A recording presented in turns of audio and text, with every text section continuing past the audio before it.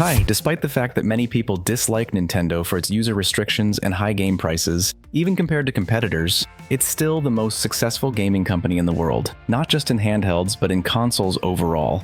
Nintendo has pushed over 143 million first-generation Switches. Xbox and PlayStation can only watch sadly and comfort themselves with free subscription games. So yeah, along with the haters standing in line from the evening to get their hands on the Switch 2, I'll be right there, tears in my eyes, clutching $500, waiting for my turn to play the remake of my favorite game. I'm talking about the first Gothic. Will the Switch 2 be as successful as the first Switch? Considering how well Nintendo can sell old junk, at least in terms of hardware, for the price of gold, there's every chance that the Switch 2 will be a hit. Just a little reminder, the PlayStation 5 has sold 71 million units in 4 years. The console will be fully unveiled in April, but we already know a few things, and we can almost certainly predict a lot based on insider information. Design is great and all, but what really matters is what's under the hood. And first and foremost, we need to talk about the hardware, because design isn't as important as the specs. And no one does old hardware and new devices quite like Nintendo. Take the NVIDIA Tegra X1 for example, the chip used in the first Switch, with a slightly upgraded version in the Lite and OLED models. This processor dates back to 2015. It was used in the NVIDIA Shield TV in the Pixel C, one of Google's most ancient tablets. No one even remembers that thing anymore. So why does Nintendo do this, and what's the point? Well, at the very least, it's about power efficiency and the Maxwell architecture. That's also why porting games to the Switch is easy. Just think of The Witcher or Doom. However, the hardware in the OLED, Lite, and original Switch is straight up old and outdated. And some crazy metamorphoses await us with the Switch 2. Because, judging by the leaks, it will feature a custom version of the NVIDIA T239 chip, a processor that came out a few years ago on an 8nm process. But now, it's been refined to a 5nm process. There's even a full name, GMLX30RA1. No argument here, it's a beautiful system on a chip. Graphics, processor, input-output device, everything. And while Sony, Microsoft, and Valve are making do with AMD solutions, Nintendo knows who to bow down to, because only Nvidia can turn one real frame into 4 fake ones using artificial intelligence. And they do it pretty well. And of course, there's a reason for all this. The CPU side is actually quite modern. We're talking about a leading Cortex X1, 3 Cortex A78 cores, and 4 Cortex A55 cores. The graphics are based on the Ampere architecture, the same one used in the RTX 30 series. 1,534 CUDA cores, 2 RTX cores for hardware ray tracing. You're thinking in the right direction. Nothing is stopping Nintendo from using DLSS for frame generation and upscaling. According to rumors, the GPU power will reach 3.9 teraflops, but only in console mode. In handheld mode, it'll be 1.7 teraflops. For comparison, the original Switch had just half a teraflop. That's really low, so the performance boost will be significant. The PlayStation 4 has 1.84 teraflops. The Xbox Series S has 4 teraflops. The Steam Deck has 1.6. Now, let's add to that. 12 gigabytes of RAM instead of 4, bandwidth of up to 102 gigabytes per second instead of 25, and finally, 256 gigabytes of internal storage. It's unlikely they'll use eMMC storage. Most likely they've already ordered UFS or NVMe. Agreed, as a home console, the hardware looks modest. But for a handheld, for a slim handheld, for an autonomous handheld, it's actually pretty solid. Because the CPU is 2 times more powerful, the GPU is 4 to 5 times more powerful, the RAM is 3 times larger, and the bandwidth is 4 times higher. Sounds impressive, sounds like a console that's even slightly more powerful than the Steam Deck, while being thinner, lighter, quieter, and with better battery life. Victory. I don't know about you, but over here, every single Switch fan I know has jumped to the Steam Deck. But if what we're talking about actually happens, it'll feel like a great homecoming. Now, let's add to that HDMI 2.1 support, expandable storage via microSD cards. And of course, it would be nice to get a new operating system, with new features, with a fresh look. Now, let's talk about design. No surprises here, and do we even need them? The first Switch sells like hotcakes. Why reinvent the wheel? Nintendo does just enough upgrades to make things a bit better, but not so much that the old Switch instantly becomes obsolete. The perfect balance. First and foremost, Nintendo made the console bigger, so that not just kids could mash those tiny buttons, but also full-grown adults with hands the size of a crane.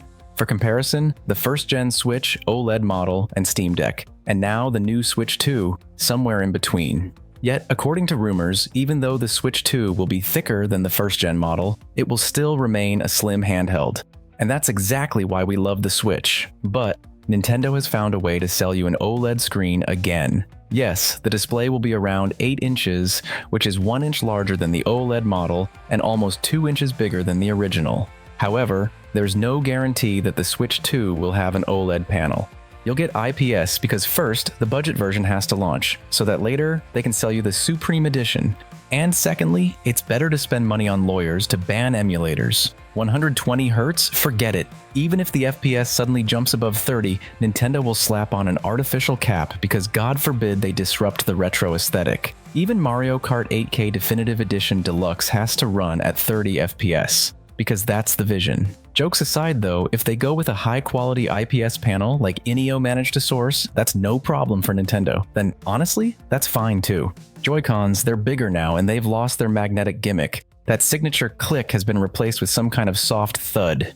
An era is over. They look solid, but it's still unclear how much more reliable the new attachment system will be. There's now a special button on the back to detach the Joy-Cons. And they're black now, but let's be real. Nintendo won't abandon colored versions in the future, but that's not the important or interesting part here. In the renders, you can see that the controllers have optical sensors, and there's no doubt these will work like a mouse. Even in the trailer, we saw Joy-Cons sliding across a table.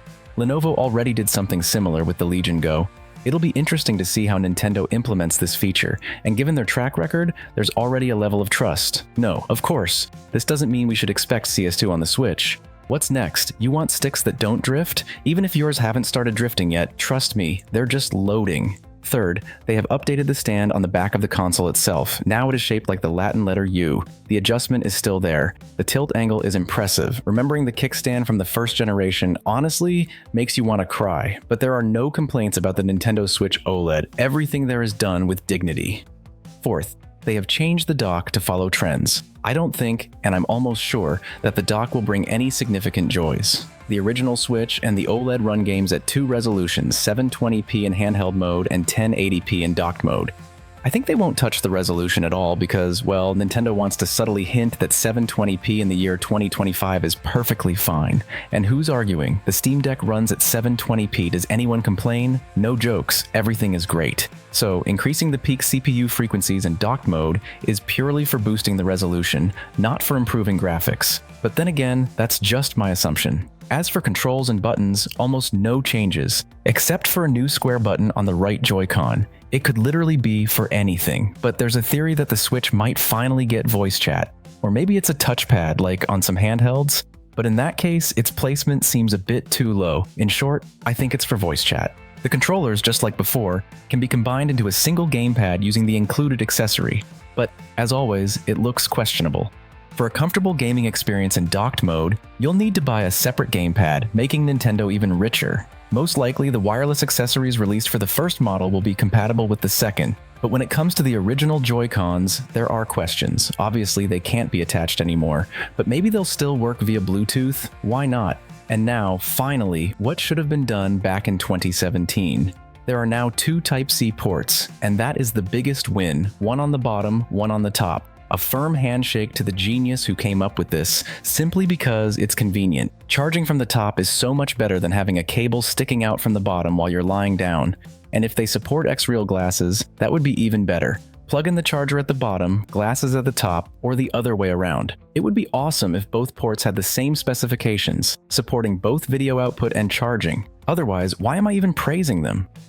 They kept the 3.5mm jack, and that's obviously a good thing, but we're still hoping that the Nintendo Switch 2 will support third-party Bluetooth headphones, because the original Switch only got that feature after 4 years. The speakers are now positioned at the bottom instead of the back.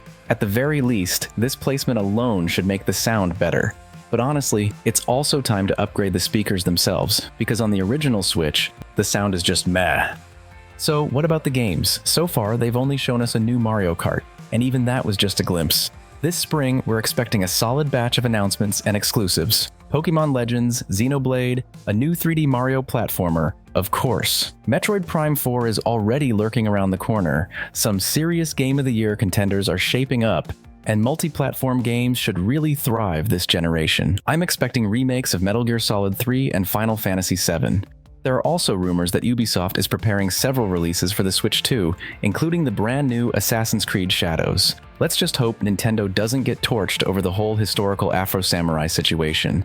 Elden Ring, Resident Evil 4 Remake, Tekken 8, they should make an appearance as well. And according to rumors, even Microsoft is planning to stir things up, bringing almost all of their games to the new Switch. One insider even claims that Doom: The Dark Ages is already done and just waiting. Honestly, I'm sure ports for this console will drop like reels in your DMs from that one unemployed friend. Developers are unlikely to pass up the chance to resell their 3-year-olds and 5-year-olds for the third time, and as we all know, Mario fans are well-off people. Plus, let's not forget about the massive library of games from the first Switch. The new hardware will be backward compatible with the old one, both physical cartridges and digital copies, jumping back into every part of Zeldastan, but this time with no slideshow at 20 FPS. Now that's a reason to upgrade, but it's still unclear how exactly the enhancements will work. Most likely, devs will have to release patches, and we'll see a repeat of the PS5 Pro situation. Will those updates be free? Well, in Nintendo's world, the only thing that's free is a mousetrap closing. They know that remasters and even basic patches should be sold at full price. Still, we'd like to believe in a bit of humanity and get them for free. We'll see. Although, there's one catch with backward compatibility. Nintendo has already stated on their website that not all games will be supported on the Switch 2. So yeah, some titles will definitely fall through the cracks. How much will the console cost and when will it launch? That's the big question. There's no exact release date yet, but we do have a date for a major presentation. It's happening in April. That's also when Nintendo will start showcasing the console in different cities. Kind of like a tour, and according to insiders, sales are set to begin on July 11th. Makes sense, everything lines up. Now, what about the price? Well, rumors say it'll cost $450 for the base version. A bundle with Mario Kart, $500. Some insiders claim it could be as low as $370. Analysts, on the other hand, believe the console needs to stay at $399 or lower to be a success. We'll see what happens, but right now, the original model is still selling for just $300 and the OLED version is $350. So yeah, a price hike is not something we'd be happy about.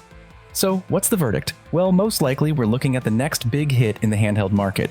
It's still the same familiar Switch, just bigger, better, and maybe even with longer battery life. No need to worry about games, backward compatibility is there, and with the improved hardware, we can expect a lot of AAA titles. 1.72 teraflops. Rockstar is gonna lose it with that kind of power. GTA 5 is never retiring, and how about RDR2 on the Switch? Just imagine how many games would fit perfectly on the Switch 2 right now.